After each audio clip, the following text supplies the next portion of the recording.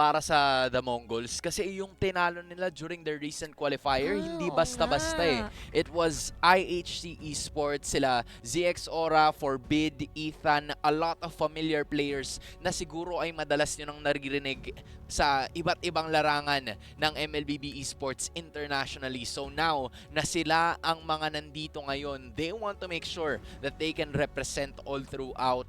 Second victory ba ito para sa Incilio or will this be the first one para sa Mongols? We will find that out later on moving forward. But as of this moment, Incilio already starting off with two of their bans, Fanny and Eve.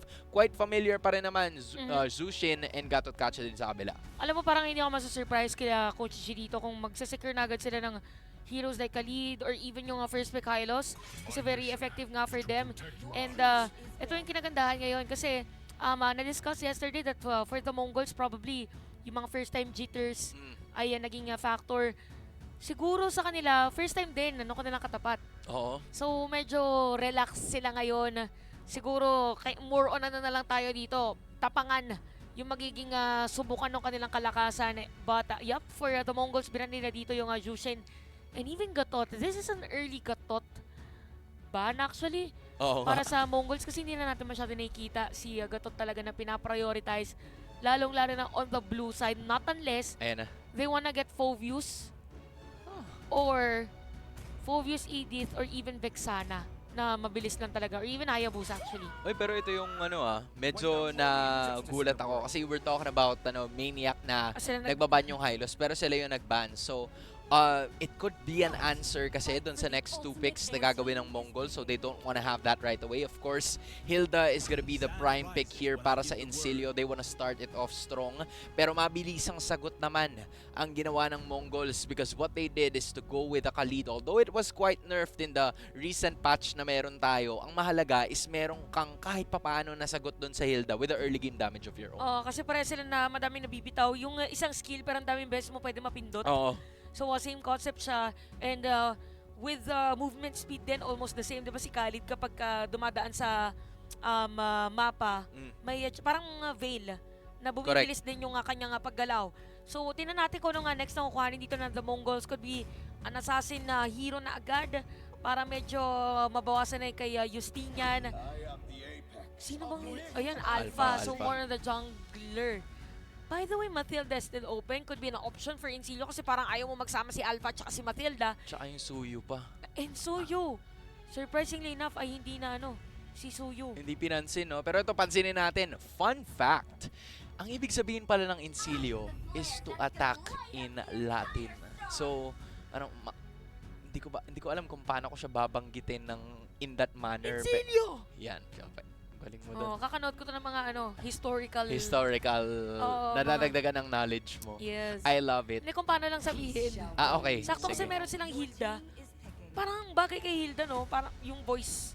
Oo, Incilio. sabi niya, Incilio! Ibig sabihin to attack. Parang yun yung nila pala, no? Pinaka-comms nila, yung team na nila mismo, team name. Tsaka, pang-attackers ang first 3 picks nila. Nagugulat talaga ako kasi hindi ko nakikita yung Suyu in like the first Diba kasi normally, Oo. tsaka mataas yung niya, yung peaking niya, hindi pa rin siya yung mga tipo na hero na hindi mo basta-basta pababayaan.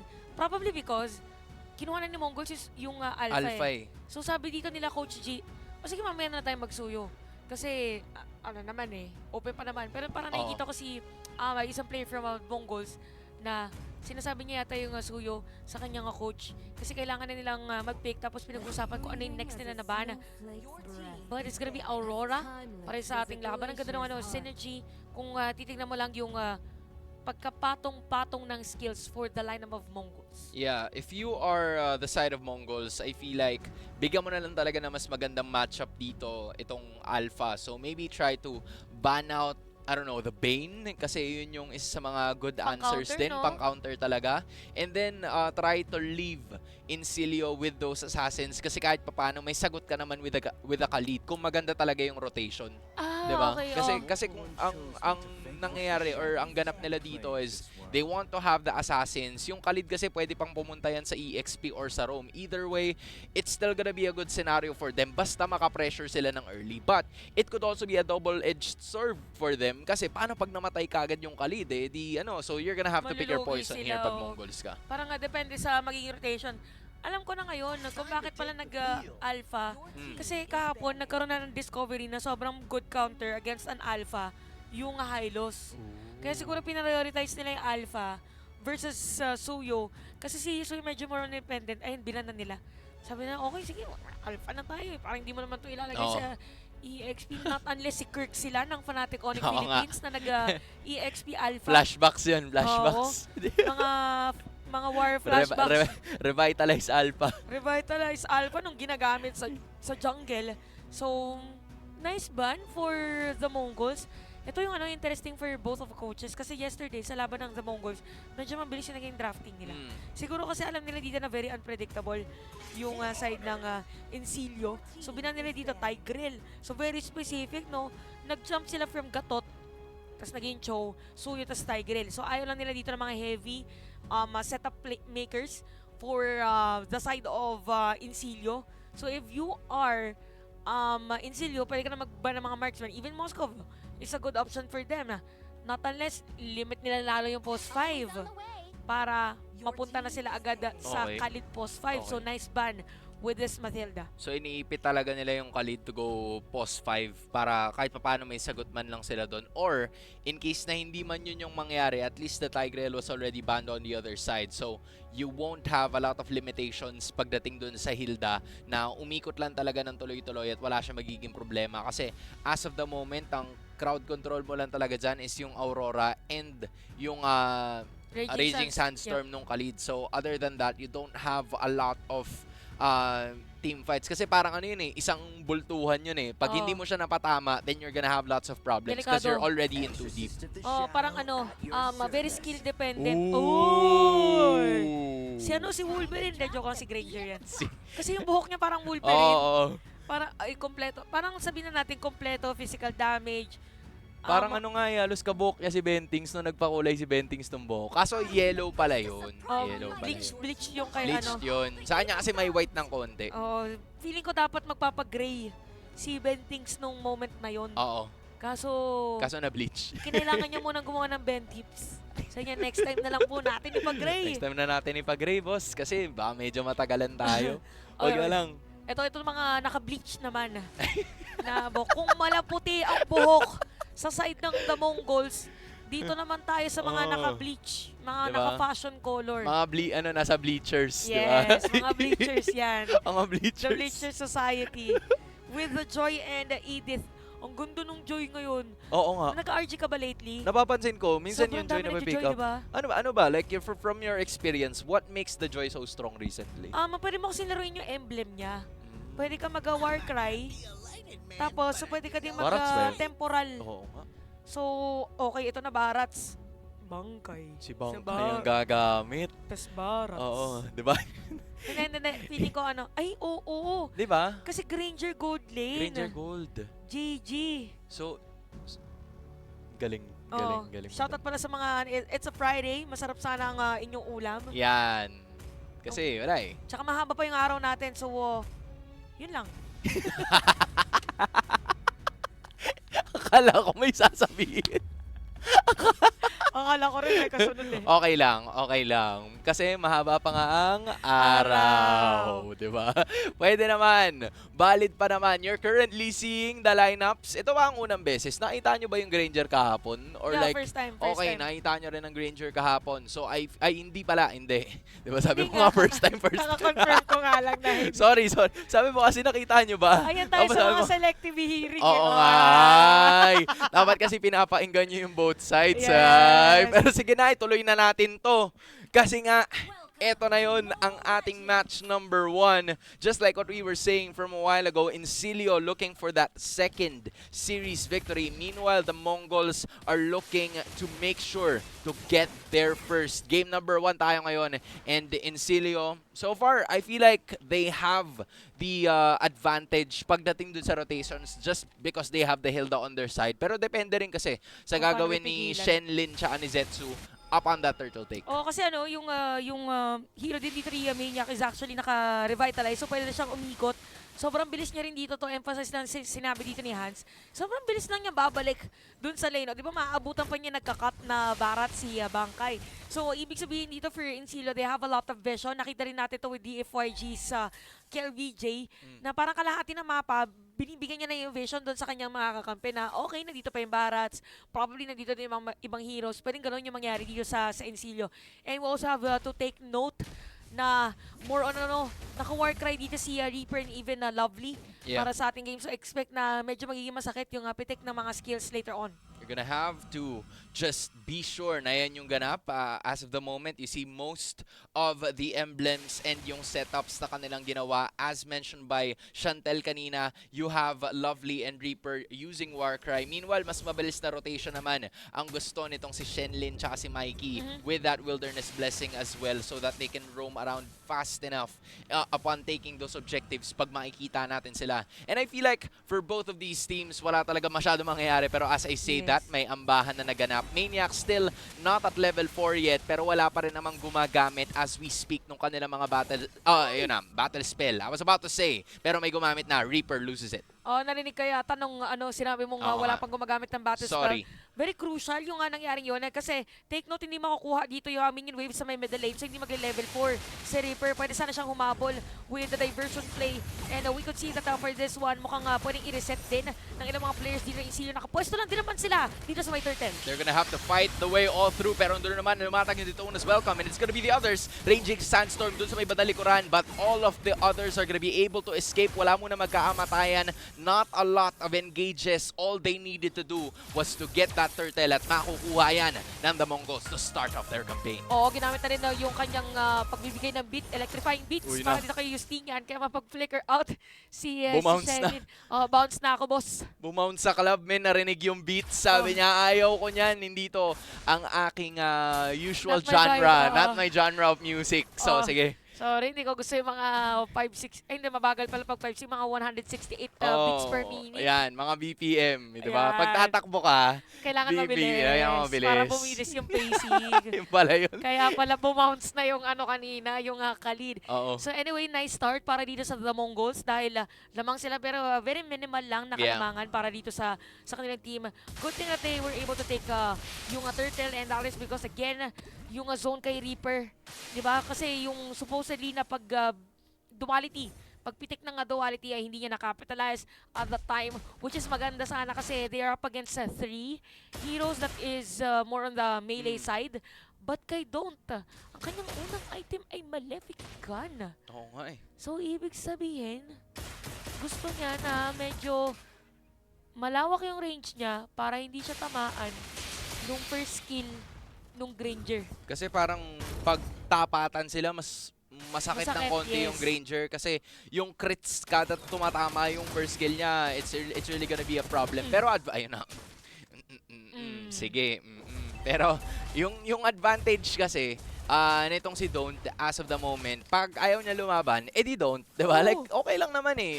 It's a good distance maneuver na pwede niyang pagalawin all throughout para ang focus na lang ng Incilio is to go to the mid and bot lane so that they don't have to go to the top lane para mas mag-engage ng laban. Tinan mo, medyo aggressive nga itong si Maniac as we speak, diba? Pero habang nangyayari lahat ng yun, it's gonna be another turtle going to the side of the Mongols. So I feel like Incilio is willing to let go of those objectives as long as they secure theirs dito sa pagitan ng jungle. Ang yung ginagawa ng the Mongols, specifically si Bangkay, talagang nakaabang siya dun sa jungler din or kung sino mga player from Incilio para walang version dun sa may turtle.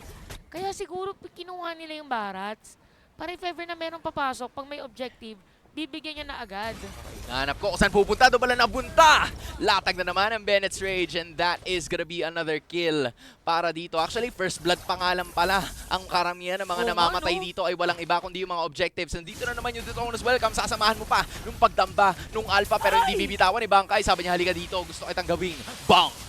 Pero hindi naman magiging mayayari yun because that is gonna be another kill going towards the Mongols. First blood going to Incilio pero may bawing dalawa kaagad ang the Mongols. Ang ganda na nangyari dito para sa the Mongols pero if we look at the gold, the 1K lang ang kalamahan dito ng The Mongols. That is because nakakapag-farm naman si Don't. Gusto lang balikan yung naging performance ng Isilio yesterday. Nakahabol sila kasi sobrang ganda ng performance ni Don't. So kung ikaw si Rinks K, yung lane na lang niya talaga yung pinaka-inaantay din mag activated para talaga ma-sure win nila against Isilio. Because definitely with the rotation that they're doing against Isilio, parang nahihirapan din si Justinian. And kahapon kasi, hindi napipigilan si Justinian eh. Naku po, parang nakapwesto yata mga players dito ng The Mongols. Look at Shenlin. Saan ka nakakita na nag-snowboard ba yan? Oo, nag-snowboard. Snowboard sa lupa. Hindi ko, sandboard ba? Snowboard? Landboard. Ewan, basta board. Hindi siya board. Pero hindi siya board kasi napakasibag nung ginagawa niya ngayon. As in, gala siya, nagpupunta siya dun sa kung saan-saan man. Kanina nasa purple buff. Ando naman siya sa... Oo. Saan siya pupunta susunod? Okay. Pinaplano nyo pa lang yung ruta niya papunta doon sa ating next objective. That is a diversion na hindi naman pinuntahan ng Isilio. Instead, they'll go and try to make the space on. May latag na naman na onward para dito kay Bangkay. Pero meron na namang Earth Shatter landing onto Zetsu. Medyo masakit yung damage output reaching. Sastorb's gonna be there as well. Pero makakuha ng turtle. Wala iba kundi ang Isilio. Meanwhile, the rest of the members are gonna be here as well. Pero wala ng casualty. Instead, it will be 2 para sa Isilio. Once again, the Mongols really showing what they're made of as of the moment. Shenlin nangamba itong si Reaper, pero sa may bandalikuran, nandun na naman itong si Justinian, and he's gonna be the one who's gonna go down. 0-2-0 para dito kay Justinian. Parang sobrang layo ng napuntahan ni Justinian. From turtle to the mid lane turret. Tapos hindi pa rin siya tinigilan dito ng mga players ng The Mongols. So yung sinasabi natin na consistent ang Isilio sa pagpipigil ng kalamakan ng The Mongols. Ang kalamakan nila ngayon is 2.1k. Gotta say, sobrang ganda na nagiging rotation nila. Even Rinks was part of that idea na sirain yung Torres sa may gitna. Okay. So, ang nangyari sa kanila ngayon, okay, sama-sama tayo. Punta tayo sa ibang mga pwesto. May nag-appear na Gundam bigla dun sa may likod. At na-base check ni Rinks K. At nandito na naman yata mga players ng The Mongols. Ginamit pa yung flicker detonas. Welcome! Yun ang literal na isang bala ka lang. Tas andun, tinamaan ka na naman ng 4 na sources of damage. Another one goes down into the side of Isilio. Maniac is not having the best of times. At yung nagiging idea sa ata ng Isilio is they want Justinian to get as much objectives as possible. Parehas yung purple and yung orange. Yung problema, parang medyo basa na ni Shenlin, tsaka basa na rin ni Bangkay kung saan siya pupunta. So he's struggling now to find those objectives of his own kasi dinadayo na rin sila ng Mongols. Alam mo kasi, dati sa may lore kasi yan eh. Ano yan? Si Shenlin tsaka si Shenron. Magkamag-anak kasi yan.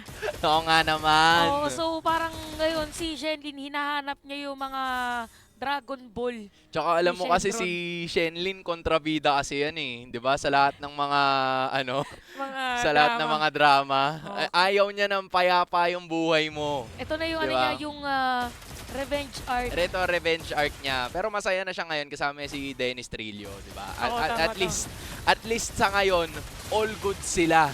At makakuha pa sila ng Lord nang walang kahit anong contestion na nanggagaling sa Isilio, getting objectives and getting stuff done, leading by 6-1. 3k gold lead, almost 3k rather for the Mongols. Dalaan pa sa may top lane yung kanilang Lord. Again, 9 minutes pa lang para sa ating laban. Meron namang Holy Crystal si Justinian para din sa ating game. Although crucial nga lang is yung resources sana para magkaroon siya ng way na makahabol.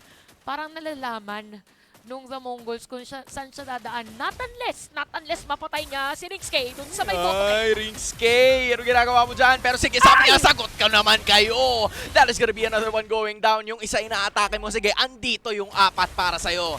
Meanwhile, it's the Mongols now looking to try and get more, real estate dito sa ating lugar as Isilio is trying to keep things alive para sa kanilang kupunan pero medyo hindi ideal. Yung pagkawala ni Justinian, lalo na 3 na ang kanyang pagkamatay pero wala pa siya nakukuha ni isa. Oh, feeling ko para dito kay Justinian, hindi niya expect na nandun yung mga players. Although may idea siya kasi dumaan kanina yan eh. Dumaan kanina si Bangkay. But anyway, sa Mendelay, makakasira ng Tori dito probably ang The Mongols. So if we look back sa Isilio, may item naman na. Dito si Don't with the Malefic Gun and even Blade of Despair. Wow! Yung mga mahal muna ng mga items. Yung binibuild niya agad. Expensive living. Oo, expensive livelihood. Ay, living. Oo, Ang tama naman. expensive ng cost of living. Oo, Yan. legit yan. Yan. Isipin mo, di ba? Kasi kung gusto mo naman na Living the good play na life. play ka agad, edi dapat expensive living ka na. Kasi nagta-translate din yun doon sa laro niya mismo eh. As we expect, di ba? There's a lot of damage output na binibigay din itong Mongols, and that just goes to show you already at least almost 1 or 2K na nga yung kalamangan nitong si Bangkay, at nagta-translate din yun dun sa ibang mga members no matter how much they try in trying to secure those farming and gold gap and differences. Oh, siguro ano dito for don't. Pag napantay niya yung gold niya dito, magiging madali for Incilio. Even for Mania, kasi ang hirap for Mania ko, yung binanggit mo nga na almost 2K gold lead for Bangkay, and sa EXP lane, parang yung pwede mo sana nga maibigay sa kakampi. Medyo delikado. Hop. Hanap sila.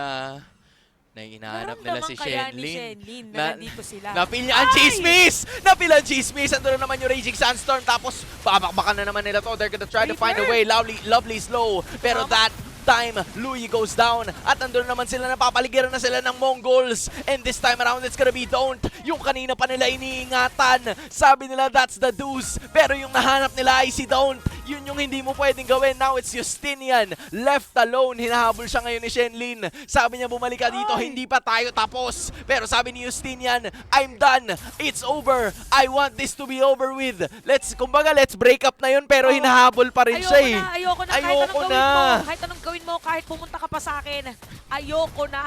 Pero ito, nasira na yung torre sa gitna. Yung pala yun. Ayaw niya na pala eh. Sabi ngayon ni Shenlin, umuwi na siya. Umuwi na siya. I did my best. I did everything. I did my best. I did everything I could.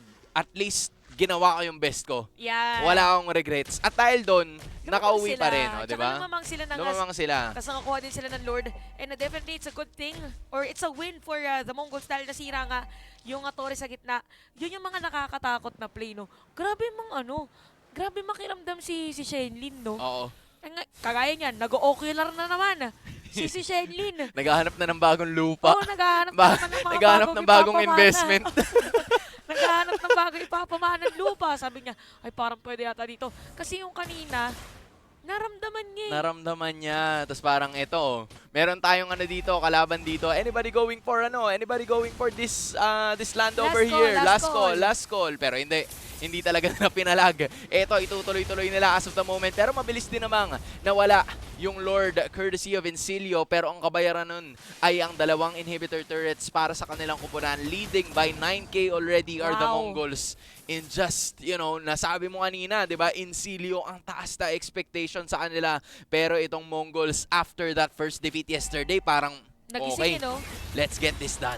Oo, pagkagising nila, sinabi nila, greater than ever. Greater than ever. Yun yung naging motto agad nila pagdating dito sa naging laban. And I gotta say for Incilio dito, I haven't seen them to be up against a team na ganito kalaki yung lead. So, unfamiliar territory, probably for them. Pero as long as they're able to set up a play, kaso, set up dapat sila ng play. Kaso yung real estate broker natin na si Shenlin. Si Shenlin, all over the place. Yung developer. Yung agent natin. Siya yung developer, agent, contractor, lahat. engineer. Parang ang hirap kasi lahat ng mga lupain dyan covered ni Shenlin. Ayan, si Ringskay. Si Ringskay diba? din. Kaya nakakalibot yung investors. Yeah. Diba? Kaya nakakapag-ocular kasi si Shenlin, chinek niya na lahat yan. Kung may ahas ba, may delikado flood area ba, ganon. All good yan. At saka ina-announce talaga nila kung flood area. Oh, flood area. Kung flood-free yung area. Ayan. Bakit naman, hindi, tama naman, regardless, kahit anong mangyari. Ayan, si Bangkay din, naka-ready siya if ever na merong, ayun yung item ni ni Ringskay. Oo. Nagtataka ako.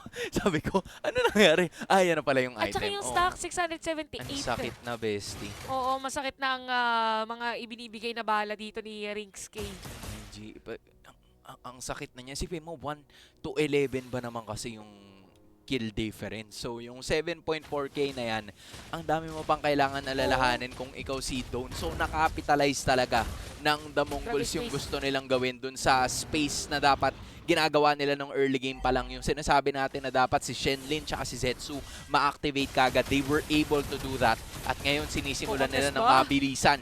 Itong pinaka susunod na Lord pala natin ngayon, pero Bangkay gumamit na naman ng flicker. Ando na naman yung mga bala. Long range nitong si Ringske. Pero sabi niya, it's a-okay, at least andito tayo ngayon. Si Don't tumutok ng konti. Naghahanap siya na masisipat pero hindi tatama yung kanyang bala. But that is gonna be another reset para sa dalawang teams. Okay din na natin. Okay na reset na nga yung ating Lord. So mayroong mga poke na gagawin dito ang Encilio, but for the Mongols, a lot of respect din sa mga players dito ng Encilio dahil alam nila yung pwedeng ibigay na damage. Si Shenlin ito na naman naghahanap ng pwedeng lupa na malapagan. May trespasser. Oo, may trespasser yata. Sabi niya, uy, bakit kayo nandito sa lupa namin? Wait lang, papasok na sila! Ando na naman si Lovely pero ang nawala ay si Bangkay. Naging Bangkay pero si Maniac nandun sa may badalikuran trying to at least reset everybody in this fight. 15 seconds Si or Maniac. 15 HP ang natitira para dito sa kupunan ng Lord. And meanwhile, that is gonna be another one going to the side of the Mongols. Pero ito na naman yung laban ngayon. Everybody is low. Ni Virus Passion walang tatamaan doon pero si Zetsu yung mga kabala pa rin. That's gonna be Shenlin getting another investor down. Tapos si Ringske, sabi niya laban tayo, pumasok gamit yung flicker pero actually dash lang pala yun.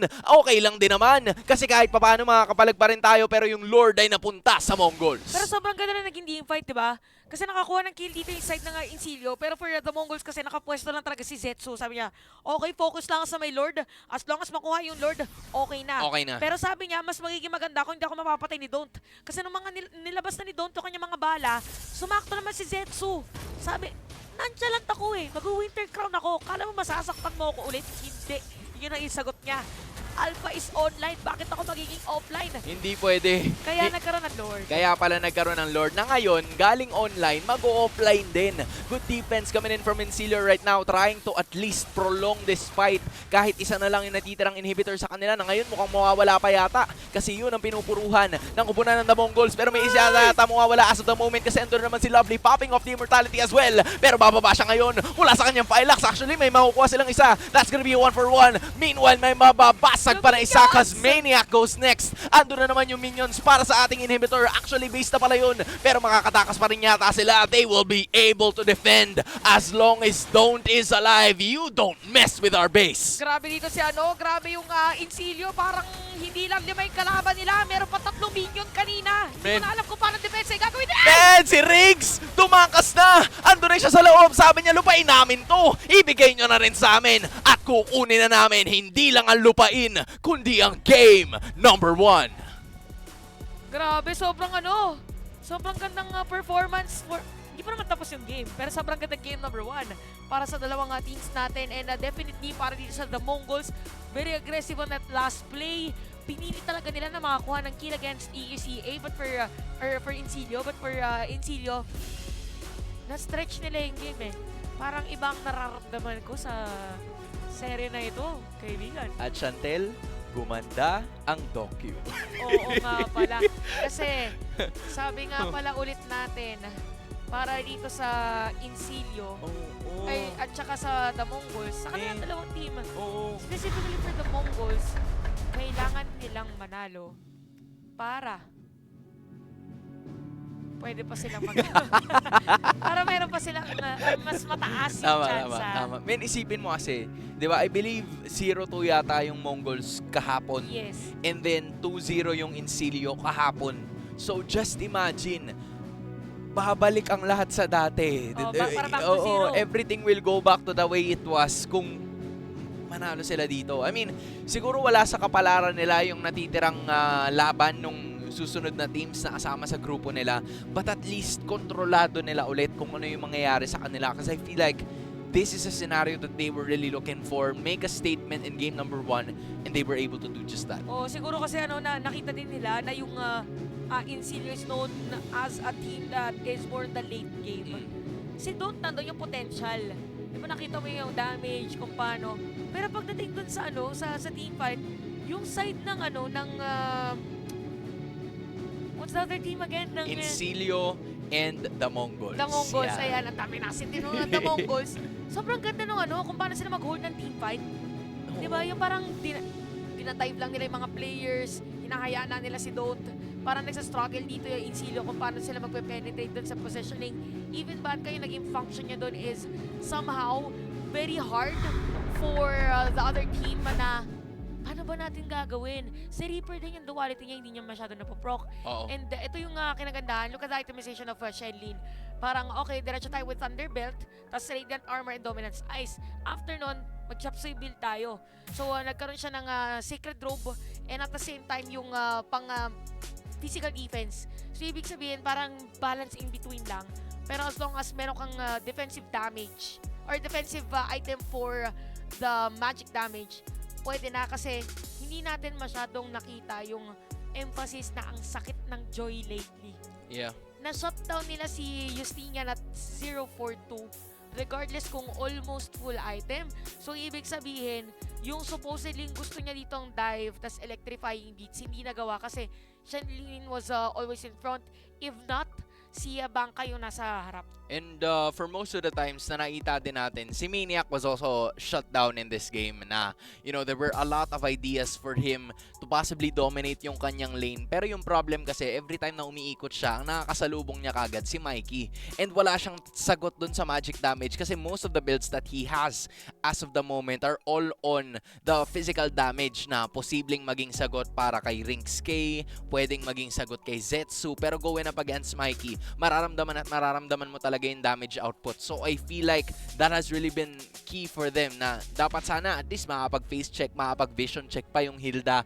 Pero dahil dun sa kakulangan nung item that would actually go up against the Aurora, ay hindi talaga nila yun na-execute ng maayos. And you were also talking about, you know, most of the Warcry tendencies at I feel like naramdaman natin yun at some point kasi yung team fights nila ay nagagawa naman talaga nila ng maayos. But again, the rotations that were really boiled courtesy of that wilderness blessing nitong si Shenlin at saka si Mikey yung nag-pave ng way, I believe, dito para sa kupunan ng Mongols to just continuously roam around the map and to make sure na makakuha sila ng pick-offs bago pa mag-react yung Insilio. Oh, tsaka nakalala kasi sabihin na natin na naka-rupture din na dito si Mikey, so yung damage against the other players, and we also have to take note na pares na 7k lang yung gold ni Maniac and even Lovely.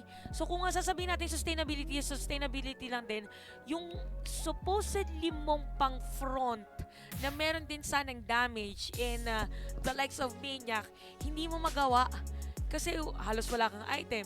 Tapos compare mo sa 9.7k ni Bangkay sa ating game, kaya naman 54.6k versus 46.9k dito na nga Insilio, and even all the towers nawalan ng space dito inside ng Insilio kasi wala din nakapag-split push. Si Justinian gusto niya sanang yung ginagawa ng jungle, di ba minsan pagka iwan na iwan yung jungle, magkasama yung apat, sila yung magle-lane, tapos yung jungle mo nandun sa may side lanes para patabalan ng pataba, mag-clear na minion wave, tas humble na lang sa team fight, to which hindi nagawa dito ni Justinian kasi either nandun si Zetsu, nakaredy si Shenlin, and we also have to commend Mikey kasi hindi siya hindi siya nabigyan ng death sa laban na yun. Oo, wala.